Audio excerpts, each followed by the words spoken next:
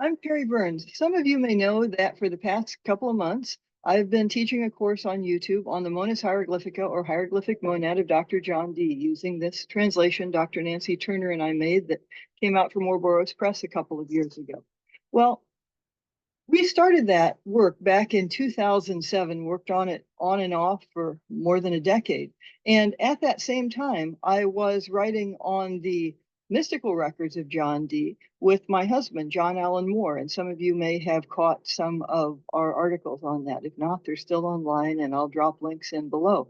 But it didn't surprise me, since both our works associated with Dee, that there were connections between the two. And for those of you who are in my course on the hieroglyphic monad, and I'm providing this as kind of supplementary materials for that course, I will explain a little bit more about Enochian magic here, just the surface of it. And if you're interested in that kind of thing, Alan and I will be starting a course on that in next spring, probably late March, early April. Anyway, the spirit records of John Dee are available in this wonderful 2-volume set, or in paperback in a 3-volume set. They're the original records as transcribed by Kevin Klein, and I highly recommend that work because you need to look at Dee's original writing to study Enochian. But what I wondered, as someone writing about both, was not that the connections were there, because of course they were there, but why didn't anyone talk about it? I mean, it seemed bizarre. And now there is one notable exception, and that exception is Deb Harkness, who wrote a book called John Dee's Conversations with Angels, Kabbalah, Alchemy, and the End of Nature, where she looks at the context for both. And it's a wonderful work, although she never gets down to the nuts and bolts of particular things in the Enochian corpus or specific transformations in the hieroglyphic monad. But she has a whole book just on the context. She's the notable exception. But otherwise, no one really talks about it much. And I found that odd, even though understanding that to some degree that's because it was mainly scholars then and now that were interested in the hieroglyphic monad. It's a great scholarly challenge if you like to figure out arcane text, which is something I love to do. And the people who are interested in these mystical writings, spirit records, the so-called Enochian corpus, by and large are ceremonial magicians. And even when those ceremonialists are very well educated, scholars tend to ignore their work. And in this case, I'm thinking of the work of David Jones, who has written some just brilliant things on Enochian, but has been largely ignored by the scholarship. Anyway, what I want to talk about here in abbreviated form is some of the things that we'll look at in more detail in our course. But even then, it won't be the main focus, because in our course, it's mainly about how to set up an Enochian temple and that kind of thing. So what I want to do is simply look at some of the huge carryovers between the hieroglyphic monad and the Enochian system. One of the things that we'll start in our course is to look at preparatory material. And of course, high on the list of things that you need to understand if you're going to understand Dee's Enochian corpus is the hieroglyphic monad, though no one teaches it. Now, it's my opinion, and not only my opinion, that the monad heavily influences some of the things that in certain magical orders you're supposed to learn before you do Enochian. The example I will use most frequently here is the original Order of the Golden Dawn, and then its later spin-offs and the Rosicrucian groups that one associates with it. But it's not only those groups. You could say the same thing about Thelema, AA. A lot of the things that are in, to go back to the Golden Dawn, the so-called knowledge lectures are things that you are assumed to know if you know the hieroglyphic monad. If you've been in my course, let's see some of the things I have assumed that you know. Well, you know the Timaeus, so you know about Platonic solids. You know the Sefer Yetzirah, so you know about a certain formation of the tree of life, and you know the Hebrew alphabet. If you expand it out, you'd know angels, archangels, choirs of angels associated with particular Sephiroth. You would know the function of the planets in the Sefer Yetzirah, in the Timaeus. You would know alchemical symbols. You would know the zodiacal signs and how they connect to different elements and different triplicities and so forth. Well, that's kind of similar to knowledge lectures that you study in some initiatory orders that use Enochian, but their primary focus is not Enochian, where it has been in some years of our life here, our primary focus. So one of the things that I'm going to suggest that students need to know is the hieroglyphic monad. It does something that those knowledge lectures don't do, although hopefully other ceremonial practice does, which is how do you transform different things energetically in your visualization. Okay, now, I'm not alone in thinking this. I've mentioned David Jones before. He's also suggested to his students that you need to know Dee's original writing well, and you need to know the hieroglyphic monad. And some of the names that you might now associate with people writing about magic, like Maria Montgomery or Lon Milo Duquette, who has a wonderful book on Enochian vision magic, Clay Holden, who solved the blinds at the beginning of the Seal of Ammon, and others were students of Jones. Anyway, what are some of the just surface level similarities? That's what I want to talk about here. So as I often do, I will share my screen here and we'll get started. So again, what we're going to be looking at is the parallels between the Enochian system of magic and the Monus Hieroglyphica. I'm going to focus on one particular part of the Enochian system, the so-called Great Table of Earth, as a manifestation of some of the ideas there. And I am going to look at a particular structure that is implicit, which is the pentagram. What you may notice, if you can see the words at the points of this little pentagram in the upper left corner, is that it's labeled with the usual attributions that esotericists today make to the different points of the pentagram. Spirit at the top, air, water, earth, fire. But that isn't ancient. I mean, many people think, oh, those are the attributions of the pentagram. The pentagram is one of humanity's oldest symbols. And yeah, that's true, largely because of the orbit of the planet Venus. But attributing the points of the pentagram in that particular way really has no explicit public, it's not common publicly until you get Rigardi publishing the work of the original Order of the Golden Dawn, or actually the Stella Matutina. And even then, figuring out where the original order got it is a subject of some debate. Most people say that it's from Eliphas Levi. That's certainly one of the sources, but there are other pentagrammatic associations that Levi has. Why this particular one? But a few hundred years before either, you have John Dee in the Enochian work, scribed by Kelly, written down by Dee, and purportedly from the angels, using those same associations implicitly. And you get it even more implicitly in the hieroglyphic monad. So I would say that's the source. And teasing out how that is the source is one of the ways that you can develop that nimbleness in visualization that is so important in ceremonial magic and so important in understanding the work of John Dee. Now, this isn't, and I know you've heard this spiel before, those of you in my class on the hieroglyphic monad, this isn't a beginner's course. I'm assuming you know who these two guys are, that there's John Dee, there's Edward Kelly, and you may recognize what is below here, that this is those are the four watchtowers of the Great Table of Earth, artwork by my wonderful husband, Alan. So when you see this in Dee's spirit work, it's a big flat 2D grid.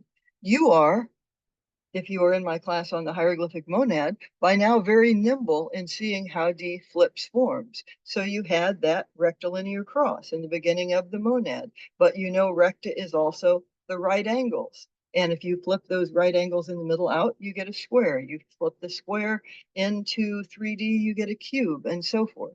So one of the things that you might do if you are used to seeing the transformations Dee makes in the monad is when you get this big square divided into 4 parts, that is the Great Table of Earth, is you might think, oh, well, we'll put those in 4 directions. And in fact, that's what is commonly done in certain esoteric orders, though not necessarily by deep purists, and I'll talk about that near the very end. But say this one, you would associate perhaps with the east, and then the one next behind in the west, and then this one over here associated with earth in the north, and this one that is red in the south. And no, D doesn't use these colors. For D, it's black and white. These are just colors that we use that are modified from one of the Golden Dawn color scales, so that we have really intense flashing colors. And this thing here in the middle that my cursor is going around, the Great Table of Earth, is something that actually there's a debate about whether it even occurs in Dee's work. However, it does occur in some writing after Dee. And so does that mean that there were students like, say, Rudd, who were studying Dee's work and practicing it? No one knows. There's a whole argument. That's a fascinating argument that could be made about that, though I won't make it here. I'll just tell you that in Dee's spirit records, what you have is a black cross. Now, when the original Order of the Golden Dawn is using Enochian, well, some say they aren't using it, but anyway, they're opening the Great Table of Earth and so on in different levels of initiations. I think they're using it, but some people beg to differ with that. They are not mentioning a black cross, and later on you will find out about things like a seal of Amet and a tablet of union if you hang around long enough. But the tablet of union doesn't exist in the work of Dee's. There's a black cross, and you can find later in work of Aleister Crowley, his Liber Hanoch, that someone, not Crowley but a student of Crowley's, has gone back to into the British Library and has found in the original documents, hey, wait a minute, this is a black cross, and tabled it out that way. So we're going to look at that and what that says about some of the ideas in the hieroglyphic monad, particularly the notion of elementata, which I've already done a quick wordplay video on. I'll drop the link of that below too. But for those of you that are in my monad class and don't know what Enochian magic is, I'm going to just sketch it out real quickly. I mean, we could say worlds more. It's a fascinating system. But the way I'm using the term here is to refer to an alphabet language and magical system that was scribed by Edward Kelly and written down by John Dee during the European Renaissance, specifically in the 1580s. It was developed by others over the next several centuries. Maybe it was, in any case, it somehow surfaces from the underground stream in the original Order of the Golden Dawn. There are some manuscripts of others working with it in the time between the two. We won't get into them. It becomes part of Golden Dawn style magic, thelemic magic, lots of Golden Dawn spin-offs. Some of the spin-offs, like I'm thinking of Paul Foster Case's Boda, just drop it because they don't understand it. Same thing with the Unfortunate Society of the Inner Life, which is not exactly a spin-off. And it becomes part of Victorian and Edwardian magical orders throughout the end of the 19th century, and particularly the first part of the 20th century, then revived in the 1980s and forwards. It's also central to the so-called heptarchic magic used by Dee purists. What do Dee purists think? Well, there are many of them and they think different things, but generally the idea is that you ought to go back and just look at the work of Dee and use that and not pile a bunch of other stuff onto it, as is done in GD's spin-offs and other groups. Okay, that's very laudable, but there's a big problem.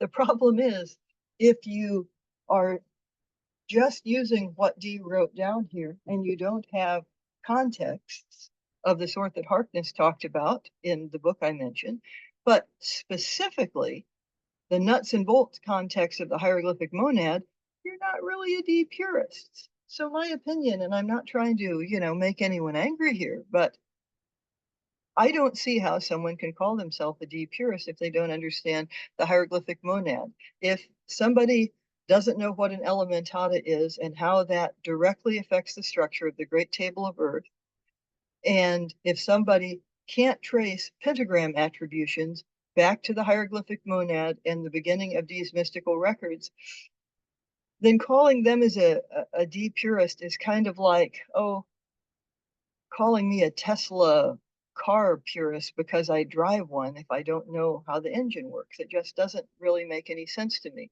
Anyway, the original texts, like I've said, are available in that great work of Kevin Kline. Shout out to Kevin Kline if you're there. Hey, Kevin, I'm one of your biggest fans, and I want to know if that's your real name. So shoot me an email if you get a chance. I've been trying to find you for a few years now. Anyway, let me give you a quick, very boiled down background of Enochian magic. John Dee starts recording Edward Kelly's scrying in England in the 1580s. That is Dee's crystal gazing. And remember in the letter to Maximilian how Dee talked about barrel gazers, crystal gazers. So having somebody scrying the spirit vision is not something that Dee is just suddenly aware of when Kelly appears. It's something that he's been interested in for years. Also, we've talked a lot about Dee's fascination with the languages he considers sacred languages: Hebrew, Greek. He's an expert in Greek, copies the Codex Marcianus in Greek. And he also wants to make Latin a sacred language. And so he does things like flip the LVX sign around and do lots of things that we've talked about in my class. But he's looking for the so-called language of Enoch. Now, this is not the Enochian used in one of his sources, the Archidumia of Pantheus. It's not that Enochian, and it's not the Enochian actually in the Book of Enoch, which is just titled the Book of Enoch, and you don't get examples of the Enochian language. But if you know that story in the biblical apocrypha that is the Book of Enoch, you also know that even when Dee is writing the Monad, we see the influence of those stories in the Book of Enoch, which he clearly knows, and the angels begetting a race of giants, and the language of Enoch, and the associations with alchemy. All of those things are very well known by the source that he laboriously copies, keeps a secret, and we didn't even know that Dee had until somebody found it in a library in Germany, and that's the Codex Marcianus Graecus, the only known source of the works of Zosimus of Panopolis, also of the Chrysopoeia of Cleopatra, some works by Stephanus, and the Isis the prophetess to her son Horus letter. So Dee knows the story of the Book of Enoch.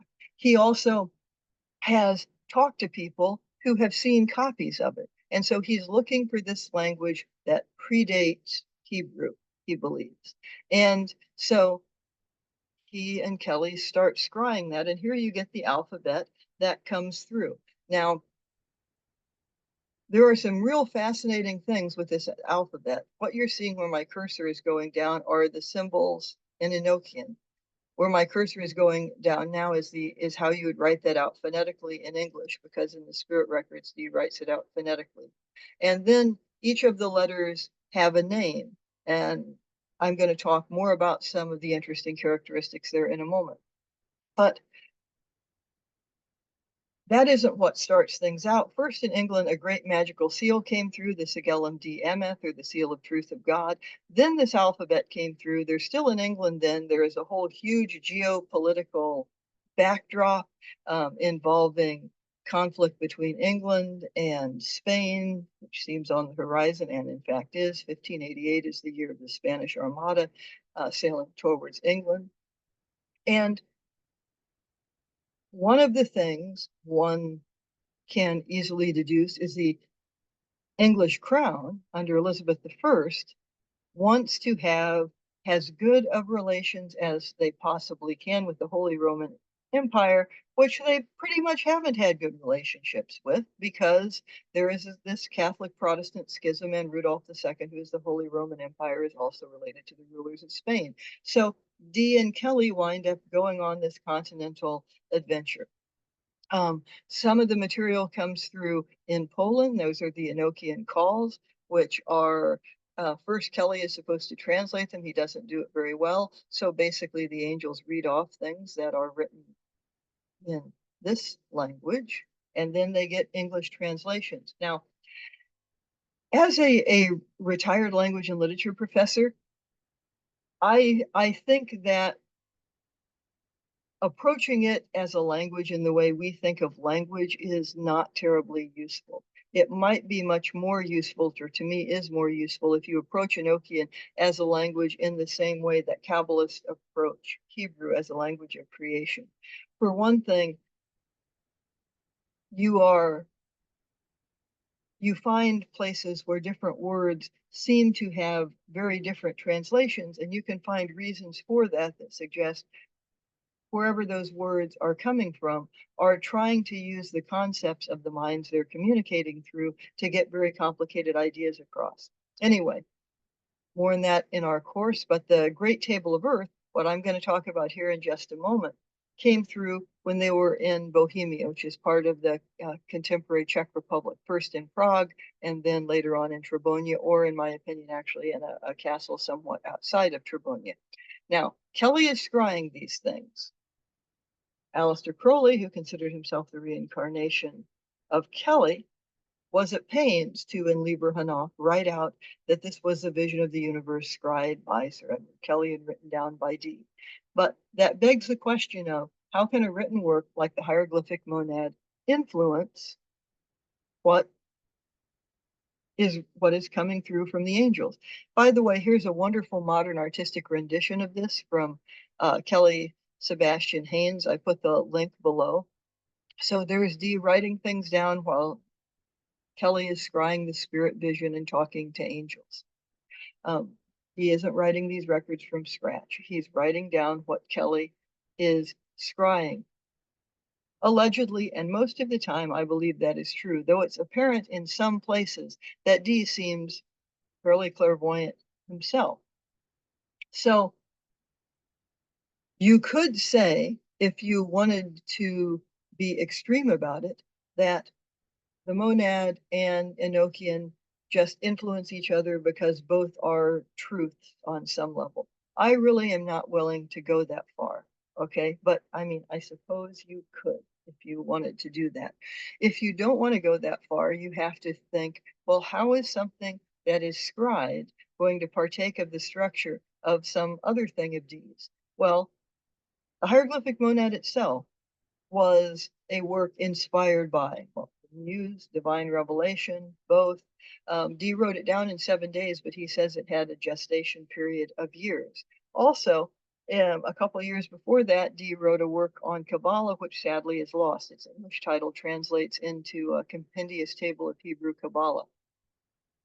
Dee is actually the second generation of Christian Kabbalists that we know of. Probably the most famous in the first generation is Reuchlin, whose Art of Kabbalah you can find easily in English translation. But the first great Christian Kabbalist or Christian appropriator of a rabbinic tradition, Pico de la Mirandola, said basically Kabbalah is angel magic. If you're doing Kabbalah, since you have angels, archangels, choirs of angels associated with different parts of the tree, you're essentially doing angel magic.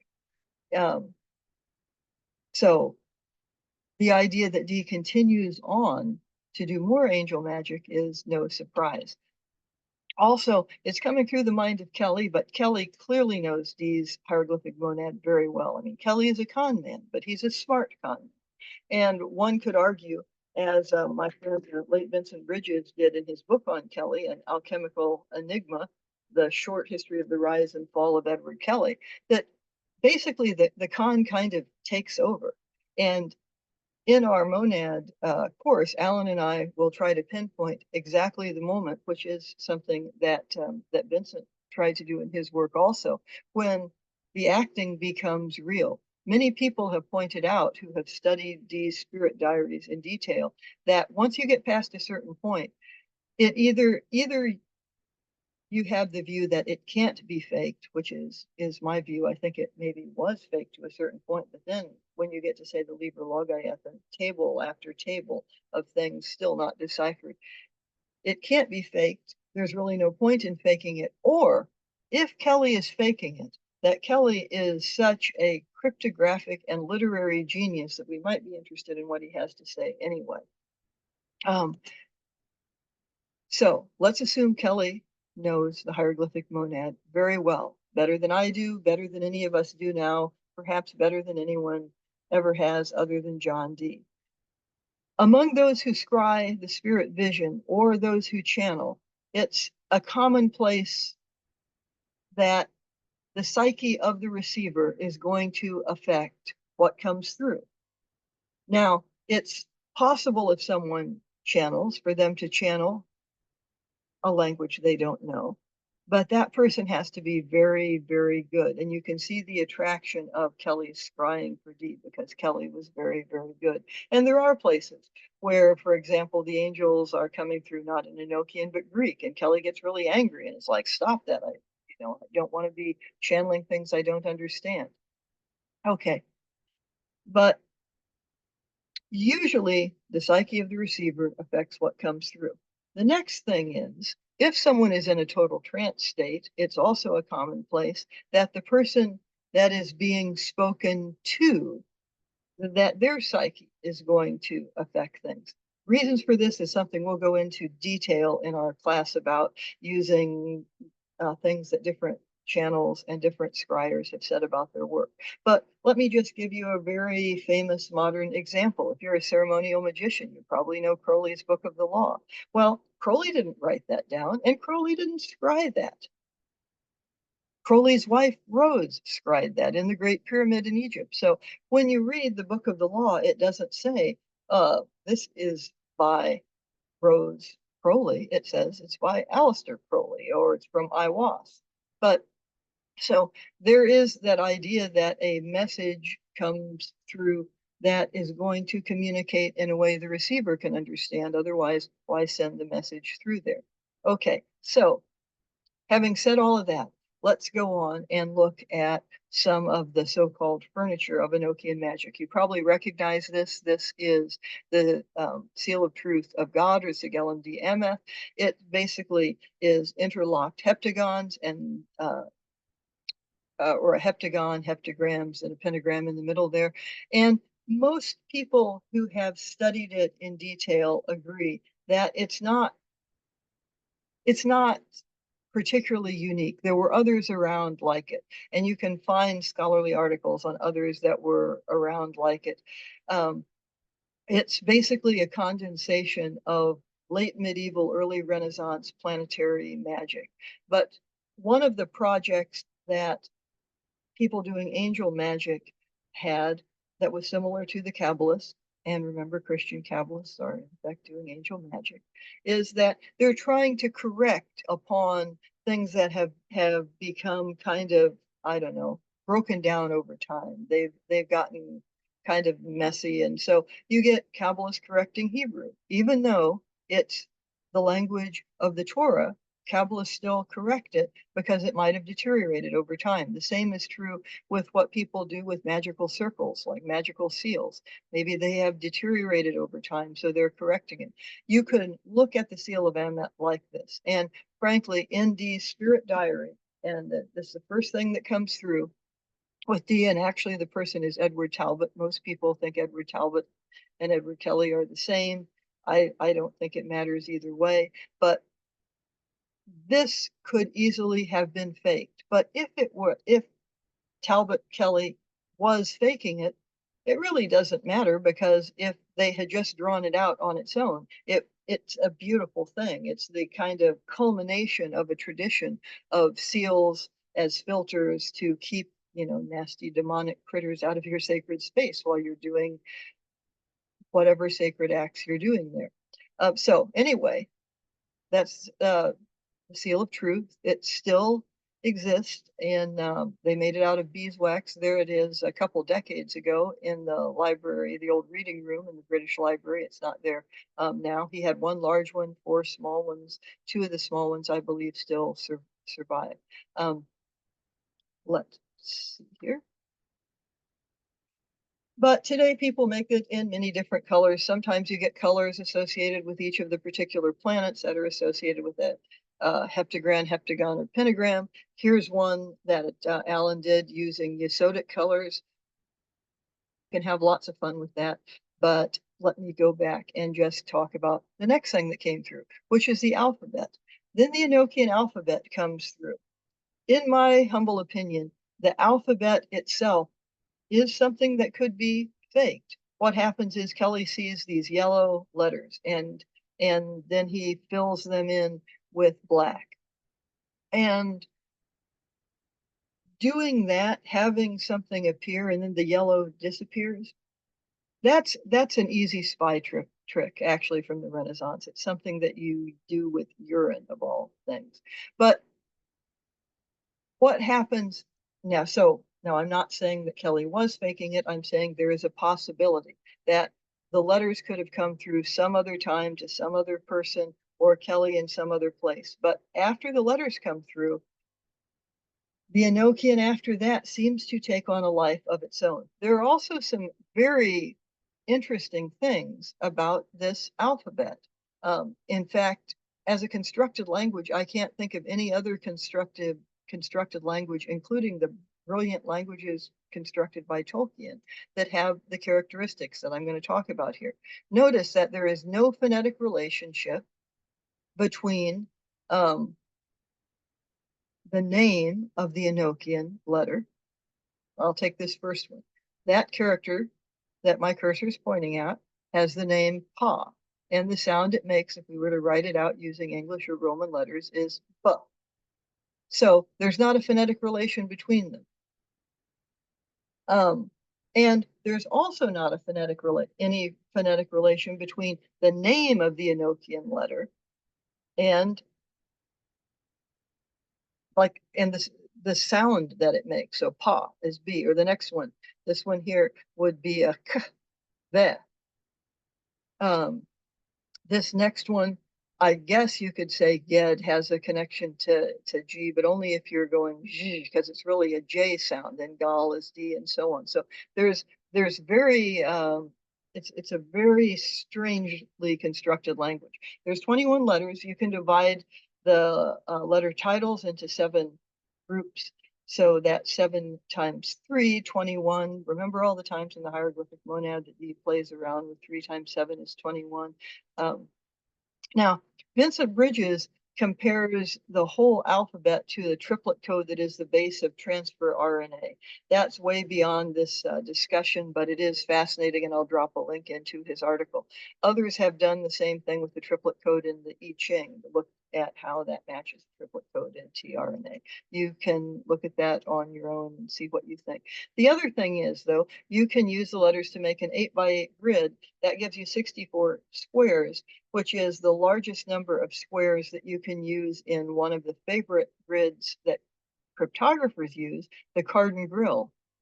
So one of the first things that people might think of when they look at all of the grids written out with Enochian, which we're going to look at here in a minute, is, gee, this looks like what cryptographers would use.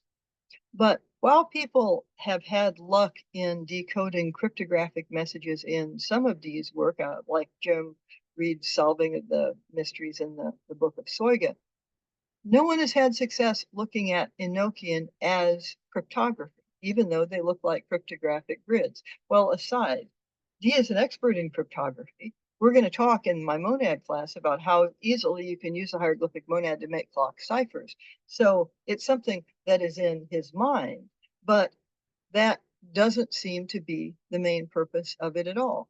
What is the main purpose? We're getting there. So more quick background about grids. Kelly, I'm going to skip over the whole Liber Logaeth, which are grid after grid after grid that's never been decoded.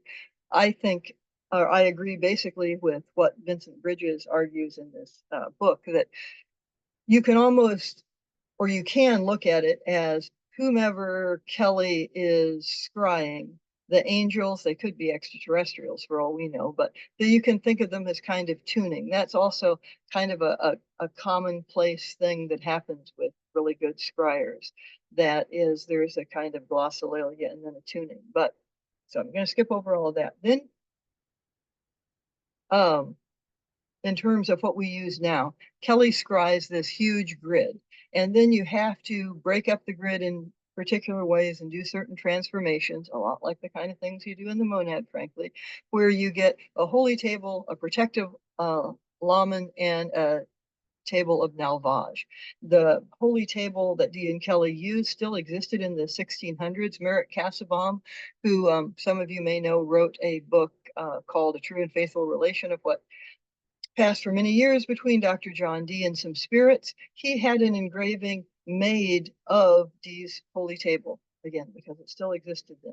Now, since then, people who are not very familiar with Dee's constant using of sleights of hands and transforming things have looked at the directions, as you can read in Klein, on how to take that big grid and make the lettering of the perimeter of the great table. And they've said, oh, well, there's a printer's error here, and this is flipped, it's mirrored, it's not right. Those people, first of all, don't know a lot about old school printing. The kind of printer's error they're talking about is way harder than just copying something. And the other thing is they made the mistake of not reading what Dee says closely.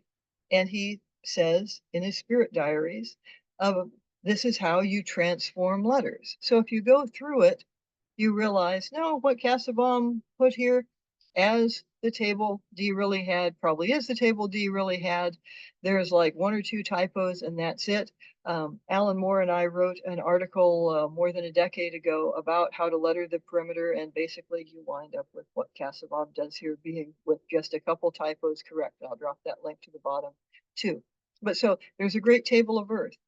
This is what our great table of Earth looks like, by the way, the one that we use. There's a protective lamen you're supposed to go have around your neck that's made from the same grid. There's also a Pele ring, but it's not made from the grid. It comes in earlier. Table of Nalvaj comes from that same grid. And that brings us to the most complex part of the system, the so-called Great Table of Earth, or sometimes called Enochian watchtowers, united by a tablet of union. And the tablet of union is what you see on the screen there. Let me talk a little bit about the structure of this. For now, you can just ignore those letters I've circled. I'll get to them later on. But it's written down in Dee's spirit diaries and using English letters. So that's what I am giving you here. Notice in the middle here, this black cross. All right. The great table I just showed you is made of the black cross. You just saw it written out in Enochian, but it's the same thing right here. There's an E up here, Exarape, Komananu, Tabit, Enantab, Beitoem. I mean, these, I imagine those of you who have done some Enochian magic recognize some of those words. They're also the words used for the opening of the veil, which is why I sort of stuffed my words a bit there. So if you write these out using the Enochian letters, they look like this. And there's the great table that unites them. Why would you take things on a cross like that and table them out? Well, we're going to use Theorem 20 of the Hieroglyphic Monad to explain that before we're done here. So if you are in my class and you've gotten that far, the Theorem 20 is kind of the climax of the Hieroglyphic Monad in terms of the symbolic creation of how the world works. And that is where he stumbles on what we would now call a hypercube, although there's no word for it in Renaissance Latin or English. All right. So a foreshadowing of some of the ideas in Enochian that happen in the Monas Hieroglyphica. I'm just going to give you a list here, and then we'll go through them a bit more. First of all, in the Hieroglyphic Monad, you have that cross of the elements, rectilinear cross. You displace the center point by the time you get to Theorem 20. That is because that center point for the first few theorems has been, it seems the cross of the elements is associated with Malkuth, or the element of earth, or both. But sometimes it seems associated with Tiferet. Well, by Theorem 20, that displaced center point becomes, in D's constant biblical illusions, it's the stone the builder rejected, and that center point merges with Tiferet. If you um, remember the text that he is using to conceptualize all the things you can do with that rectilinear cross, we've got as early as, I believe, Theorem 6, and then in again 8, we've gotten a cube from it. We've also talked about how you get directions for a cube in the Sefer Yetzirah itself. That is, you get up, down, and the 4 cardinal directions, which you could correspond easily to the faces of a cube. So you get this small cube that is now in Tiferet. And you get this large cube, which is heavenly Jerusalem. And if you use the measurements in the book of Revelation for heavenly Jerusalem, people argue about all kinds of things about it. But one thing they don't argue about is that whatever it is, it's a cube. So you get this large cube outside of a small cube sharing a center. And then you have a rotation implied by Jesus in the middle, Jesus associated with that Tiferetic point, Yod He Shin Vav He, and 24 elders, except seniors, like Enochian seniors, rotating around 24, like 24 hours in a day, 24 theorems in the monad. But the outer heavenly Jerusalem is now rotating through the middle. Well, a cube that rotates through its own center would be a hypercube. You've just added a perpendicular to a cube. Okay, now, that displaced cross of the elements also, when you move that spirit point up to Tiferet, you can look at that spirit point as the top of a pentagram, which is rather important in the way that some people set up Enochian temples, or in some people's practice of ceremonial magic that may lead to Enochian. If you are aware of pentagram rituals like lesser pentagram ritual invoking or banishing, supreme pentagram ritual invoking or banishing, you know that while there is an earth pentagram, that's the one most commonly done in things like lesser banishing rituals of the pentagram, lesser invoking rituals of the pentagram, but there are also others, right? It just depends on what point you start at. So there are air pentagrams, fire pentagrams, and so on. And then there are passive and active points of the pentagram. And they aren't very well explained.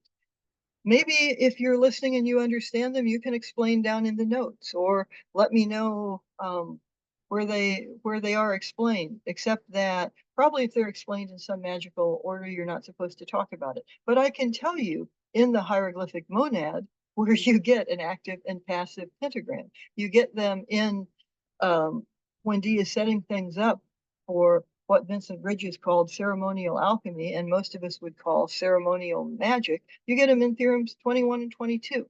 Anyway,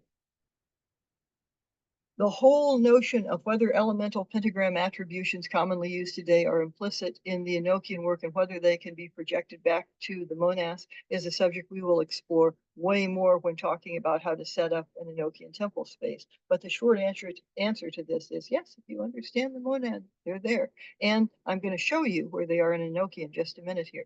The next thing is D's idea of the elementata, and it's not really his idea, it's just a word. The Latin word for element is elementa. And up until Dr. Turner and I translated the monad, the word elementata, which D uses many times in the hieroglyphic monad, had just been translated as elements, which is incorrect. It's a separate word, and the word means the first primary substance you get when you mix two elements, not elements like on our periodic table, but I mean if you mix fire and water together, you get an elementata. It's the first primary subject. Now, whether what you would call that when you have an elementata of an elementata, which we're also going to see here in a minute, is beyond the scope of this, but it will at least create a very fractal form. So anyway, the idea of an elementata pervades the monad.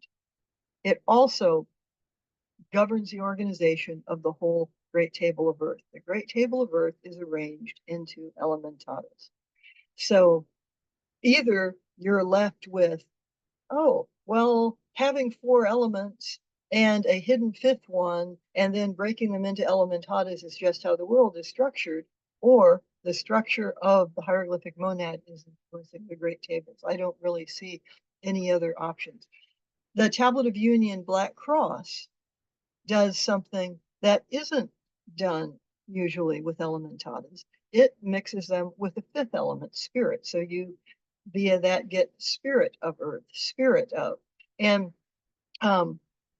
I will show this to you with the great table as we continue through this. So we also remember from the monad that D comes up with an idea of how the soul or the spirit can move up the middle pillar of the tree of life while the body remains in Malkuth. That's a central idea in theorems 21 and 22. And by the end of theorem 22, you realize also that the entire tree is in the world of Asaya. It's in the fourth world of Asaya, which explains some of the things about his borrowing terms from physical alchemy and people like George Ripley about interior astrology, because those terrestrial analogs of heavenly bodies are being brought out clearly in Asaya. You're not doing the whole great tree as it seems like it's the tree in the fourth world in Asaya. But you're getting to a Tiferet point in that tree in the fourth world. You're doing that by astrally constructing and transforming images. In effect, you're doing Greek geometry the ancient Greek way, which is you're visualizing these perfect forms and transferring them into other forms.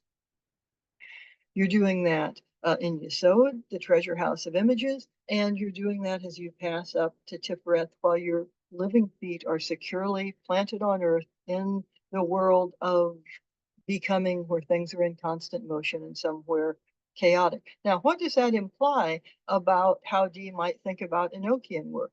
Well, that you would probably do it from a Tiferetic space. Tiferetic in the fourth world, not Tiferetic in the whole tree. Well, that's how Enochian works tend to be looked at in certain initiatory orders. That whether a D purist looks at it that way, I would say depends on how much that person understands what D is doing in the hieroglyphic monad. Okay, and so one of the most obvious parallels, and this is one that Harkness talks about in her book, is the influence of the Book of Revelation, or D as an apocalyptic thinker. Now, D is also an expert in ancient Greek, all right? Apocalypsis just means revealing, unveiling. It doesn't, the Greek word apocalypsis doesn't always have the Christian meaning of the end of the world. But to D, who is a very pious Christian, it may well have that meaning. I'm not going to say it doesn't. And many people have said that the Enochian system is apocalyptic. People don't say that the monad is apocalyptic largely because they don't understand it, in my humble opinion. But it's all, if the Enochian is apocalyptic, so is the monad. I would say that if you understand the way that the monad is apocalyptic, it is, you get to 20, theorem 20, and symbolically the world ends. But it's very clear in 21, 22, 23 that you're still here in a world where time exists. So it is more about how you are astrally creating something like what D considers heavenly Jerusalem to be. That is, it's a spiritual alchemy and spiritual transformation. So anyway, the influence of the Book of Revelation affects D's organization in the hieroglyphic monad, especially in Theorem 20, but it also affects the organization of the Great Table of Earth. If you read through how the Great Table of Earth is organized, you find that there are different organizations, different directional attributions to things. In fact, the only thing that ever stays in the same place is the Eastern Watchtower stays in the east, and the others move around. We'll talk about why that is more in our course. But then you get the so-called tabula recensia, or the Raphael recension. How does that come about? Edward Kelly has a vision of the watchtowers based on Revelation and reorganizes the watchtowers. What part of Revelation is he influenced by in his vision? Oh, the same thing that affects Theorem 20. pretty huge parallel going on there.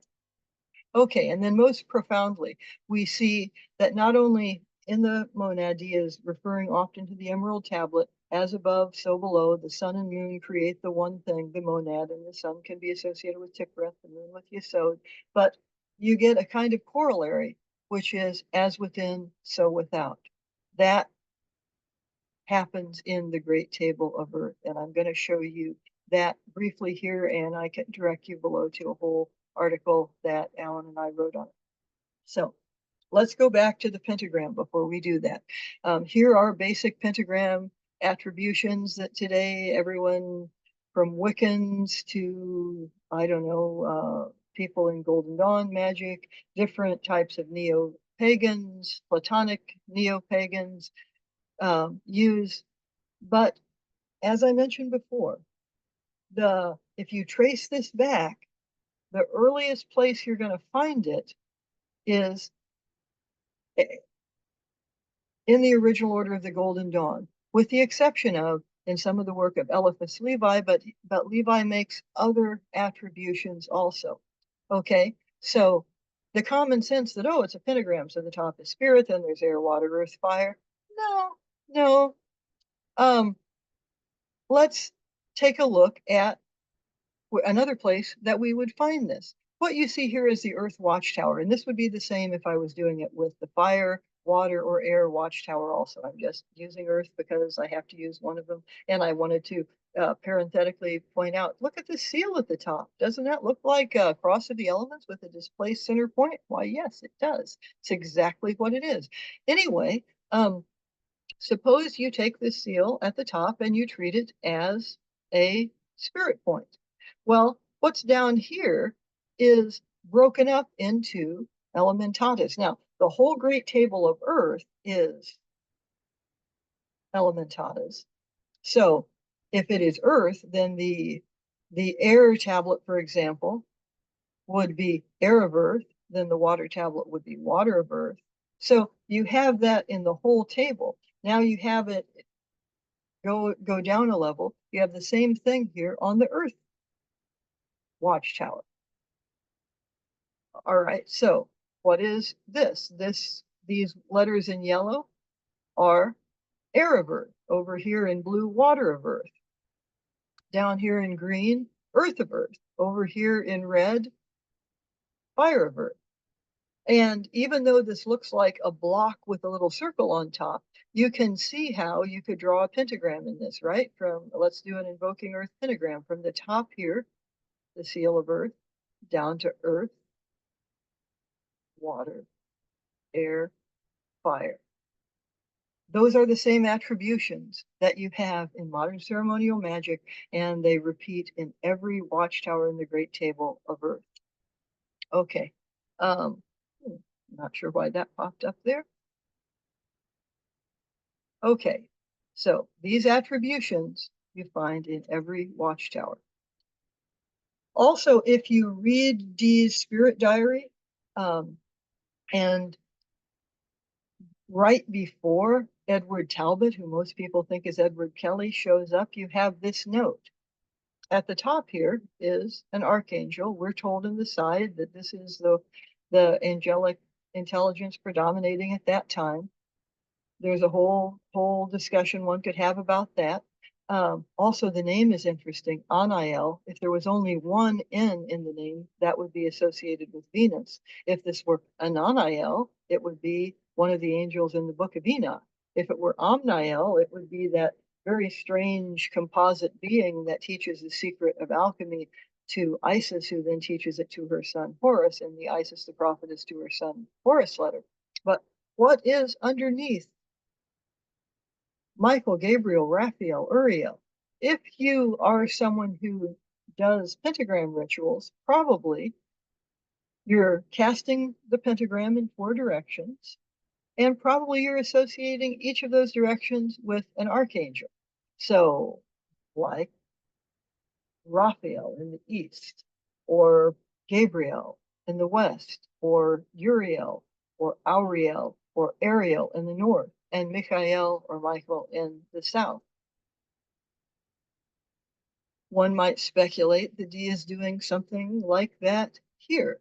So then we might want to further look and see, gee, Kabbalistically, what do these archangels relate to? All right, so back to some of the ideas in the hieroglyphic monad showing up in Enochian work. I've talked about these first two. Let me say a little bit more about the second one. While you're moving up the tree in the hieroglyphic monad, one could easily speculate by the time you get to 21 and 23 and you understand what's going on there, that what you are doing is, in effect, creating a purified Edenic world after the fall astrally. And you're doing that and winding up in the equivalent astrally of Tiferet in the world of Messiah. So that is where, if you have worked with the hieroglyphic monad for years and years and years, as Dee certainly had, that's where the Enochian work would commence with. That becomes very important with some advanced work that you can do on the solstices, especially with the Great Table of Earth. Oh, we're almost to the winter solstice and the return of the light. Happy winter solstice, everybody.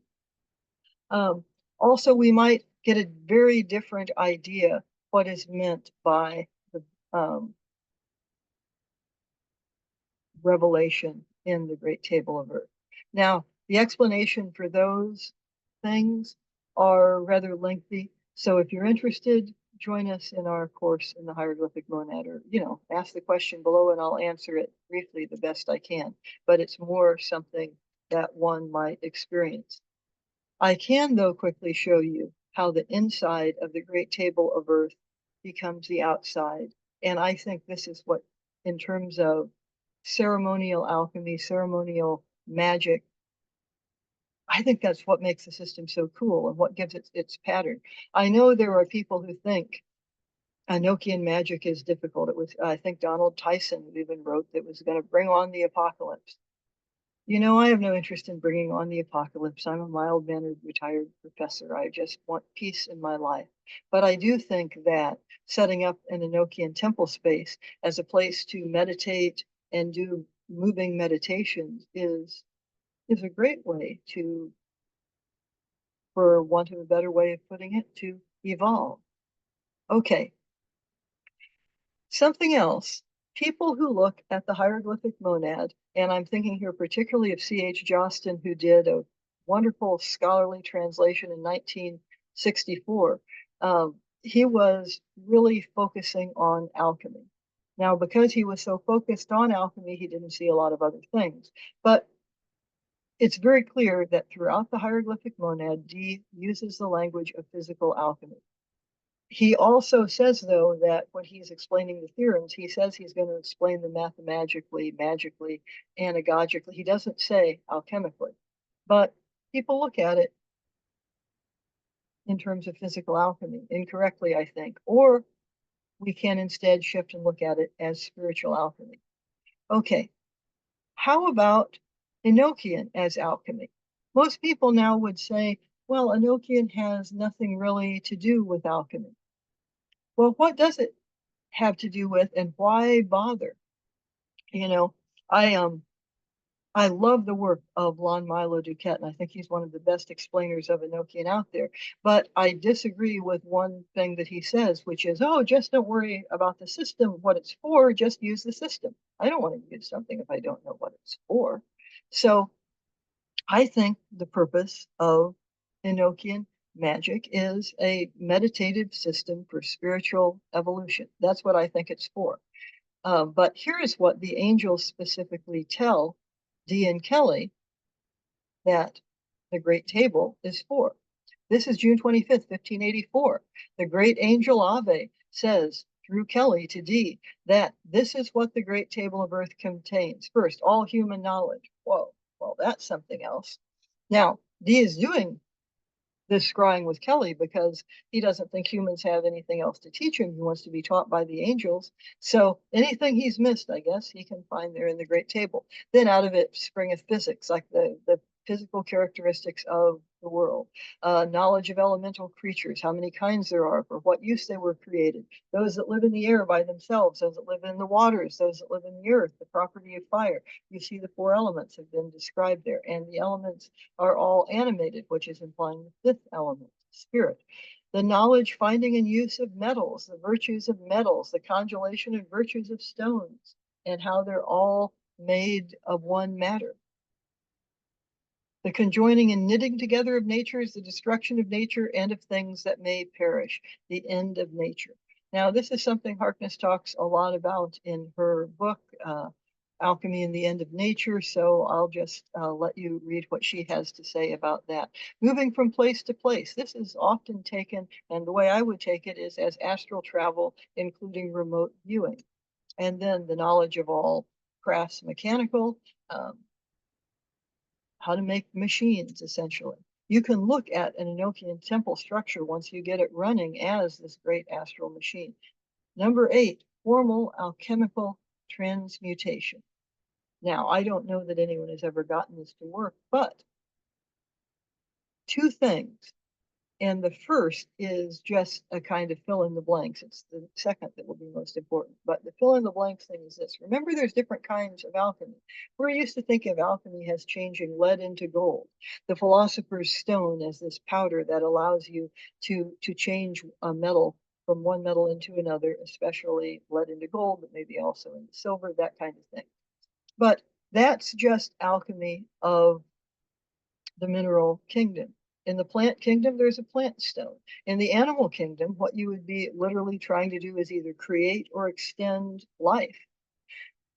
There are other ways that royal houses looked at alchemy in terms of bloodlines, not really interested in that one, but then time itself as alchemy. And that you even see in Plato's Timaeus, along with other works like Ovid's Metamorphosis, Hesiod. Anyway, so there are different kinds of alchemy, first thing. Now, the second thing is, if you figure out what the great angel Ave is saying here, and you switch cultural context, suppose we bring in some ideas that Dee couldn't know anything about, some ideas like the cities from the Vedic notion. Well, that's essentially what's being described here in very different language. And there is a belief among people who practice certain types of yoga that you don't come up with an ability like, say, the ability to astrally travel or remote view or that kind of thing, just by focusing on wanting to do that. Or if you do, you get tremendously unbalanced, and it's very unhealthy and a bad idea. It's supposed to be a natural outgrowth of someone's spiritual development. So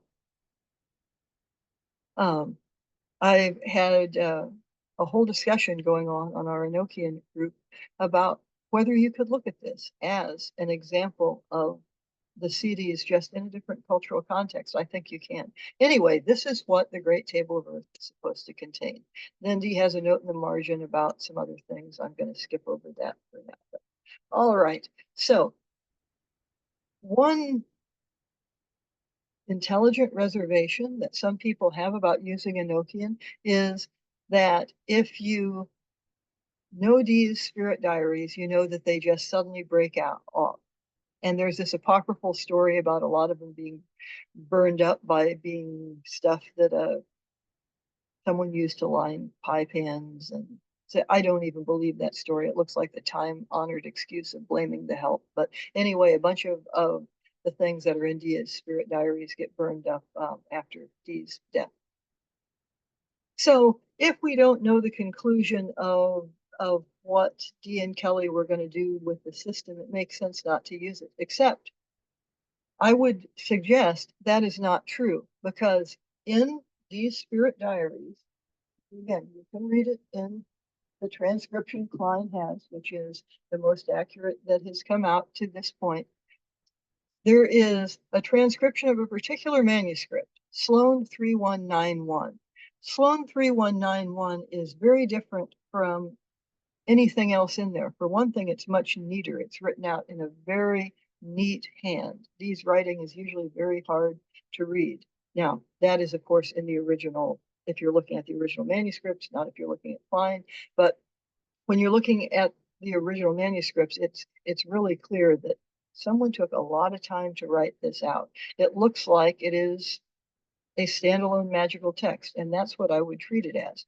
I personally think it was a standalone text used for the heptarchic working that we know about from Dee's personal diary, but not the spirit diary. No one really knows what the heptarchic working is, but given the people involved in it, one might suspect it involved Enochian.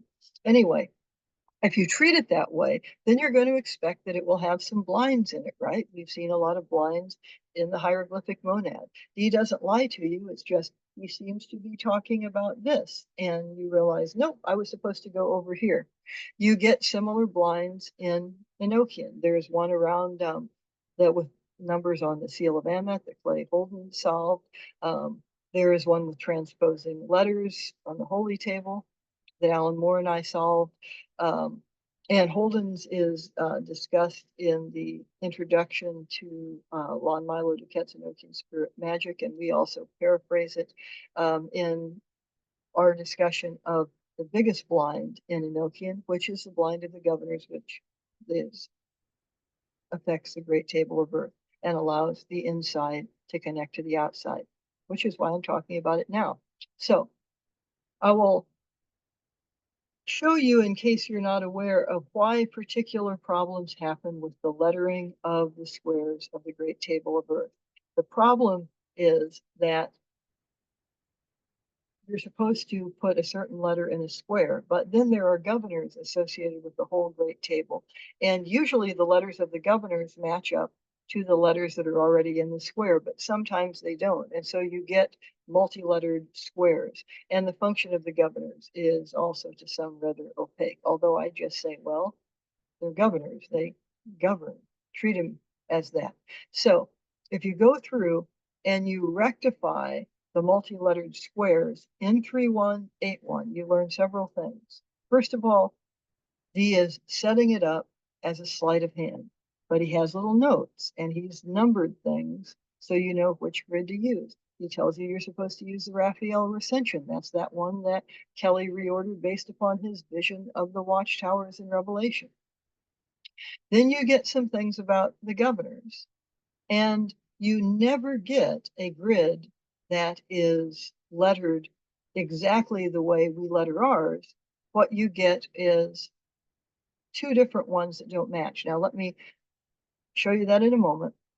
But if you solve the blind the way I'm about to explain, something amazing happens. And certainly Dee and Kelly both would have noticed it. It looks almost miraculous.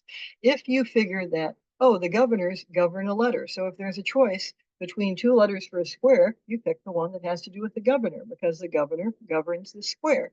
And if you do that, suddenly what is going on in the Great Table of Earth makes sense if you understand Theorem 20 of the Hieroglyphic Monad, and if you take the basic concept that the governors govern a square. You'll get the outside connected to the inside. So now these, that's what Alan and I have done with the lettering that you see here. So what is circled here are, first of all, Paraon. Paraon these are the so-called adverse letters. They wind up on the outside, and you get an L over here. This isn't all that changes, but hold that thought. And remember, these letters on the black cross are things that are associated with the Tablet of Union. Why? We're about to see. So these are the tables you've seen before. This L, which the name for that Enochian letter, by the way, is It's this thing right here, but it makes an L sound. It's part of three governors that don't have little squiggly lines attached. That's called Lexarape. L, Exarape, that's associated with this tablet. And so hold that thought, but just notice that the L that is on the edge here is going to continue running down the inside, the black cross. And the things on the black cross are generally tabled out as a tablet of union. Now let's look at it in terms of governors.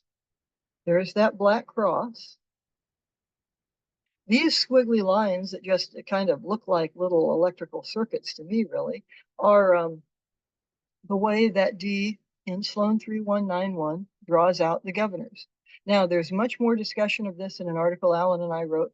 I've given you the name and link to that below. But each of these is going to be associated with letters, right? Oh, and see the little dot there where the L was? That's because it's going to continue on the black cross. Okay. And we are rectifying by every letter that isn't a governor. If it doesn't match the letter already there, which it almost always does, but in a few cases it doesn't, we let the governor govern the tablet. Then, and it's easier, I guess, if you see the Roman equivalent of the letters. So there they are. There's the L, goes down like that. There's the PA in Parowan. And you get the Great Table of Birth the way that we use it. Suddenly, in doing this, one understands what the function of the black cross is and why you have it as a tablet of union. Now, first of all, the three governors associated with the black cross don't have seals. That's Alexarape, Komananu, and Tabitoim. They're also the names used to open the veil in ceremonial magic. And they are, these three names become four names on the black cross. Have we seen that happen a lot in the monad ternaries and quaternaries, like you had the whole monad symbol? When you flip the monad in 10, you get it divided up as a quaternary. By the time that it's flipped again in 20, then it's a ternary. Anyway, those three governors become four letters, four names in the Tablet of Union. One of the things that has often occurred to me about Dee stumbling onto the idea of a hypercube in Theorem 20 is this. He may not have had the language for it in Latin or English, but it doesn't take a genius, and Dee certainly was a genius, but you don't have to be a genius to figure how do you add a dimension mathematically? Well, if you're working with square grids, what we now call Cartesian grids, it's very simple. You add a perpendicular, right? Add a perpendicular to a line, which is 2 dimensions. You get 3D, you get squares. Add a perpendicular to a square, you get 4D. So what you have in that black cross is that added perpendicular. So the outside connects to the inside. How? It rotates through its center is one way of looking at it. And another is just simply the idea in fourth dimensions, and these are compatible ideas, by the way, that through this direction that we can't see in 3D, by definition in 3D, it doesn't exist. It exists in 4D. The farthest point away can rotate back through the center.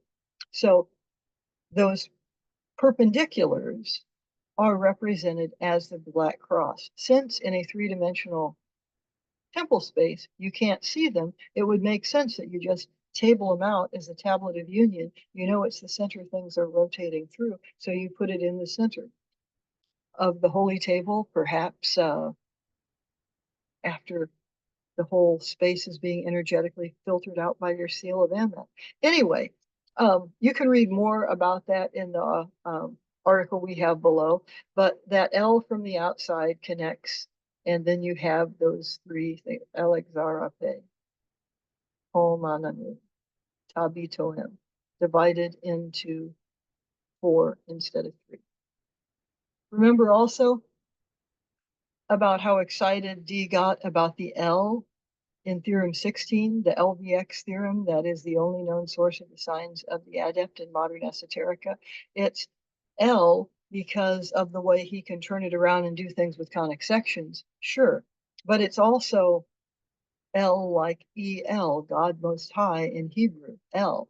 It's also what you would associate with a particularly fascinating geometric transformation. So you get a linear rectum, and we talked about that with its conic sections. That's not so relevant here as the other.